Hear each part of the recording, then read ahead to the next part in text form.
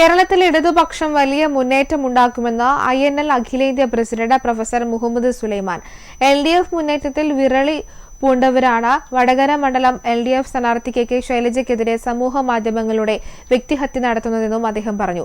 കൂത്തുപറമ്പിൽ മാധ്യമങ്ങളോട് സംസാരിക്കുകയായിരുന്നു നേതാക്കൾ. ഇന്ത്യ സഖ്യം രാജ്യത്ത് വലിയ മുന്നേറ്റമുണ്ടാക്കും. കേരളത്തിൽ ഇടതുപക്ഷം പരമാവധി സീറ്റുകൾ നേടും.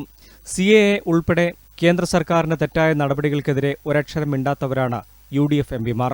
കോൺഗ്രസ് നേതാക്കളുടെ മക്കൾ ഉൾപ്പെടെ BJPയിലേക്ക് പോയിക്കൊണ്ടിരിക്കുകയാണെന്നും പ്രൊഫസർ മുഹമ്മദ് സുലൈമാൻ പറഞ്ഞു. CAA when it was notified in Parliament, declared by Home Minister, what was the role of the 18 MPs? They were shy of saying a single word against it.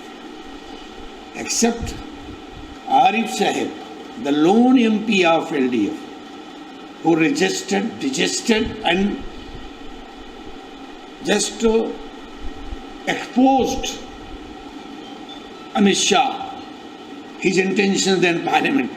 All other 18 MPs were sitting silent spectators. കൂത്തുപറമ്പിൽ മാധ്യമപ്രവർത്തകരോട് സംസാരിക്കുകയായിരുന്നു അദ്ദേഹം. KK ശൈലജയുടെ വ്യക്തിപ്രഭാവത്തിൽ വിളറി പൂണ്ടവരാണ് സമൂഹമാധ്യമങ്ങളുടെ വ്യക്തിഹത്യ നടത്തുന്നത്.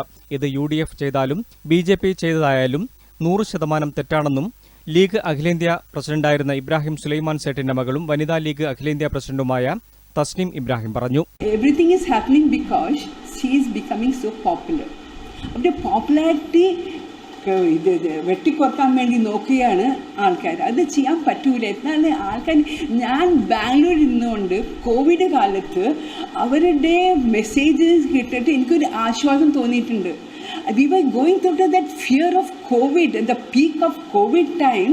I was going through as he started sending message, and people used to send Shailaja teachers messages to us, and while reading, you get such a relief. സംസ്ഥാന general secretary Kasim Irikkur, നേതാക്കളായ CP Anwar Sadath, Hameed Chengalayi, Muhammad Rafi, D Muneer, AO Ahmed കുട്ടി, ഹാഷിം അരിയിൽ, നൂറുഷ തങ്ങൾ തുടങ്ങിയവരും ദേശീയ നേതാക്കൾക്കൊപ്പം ഉണ്ടായിരുന്നു.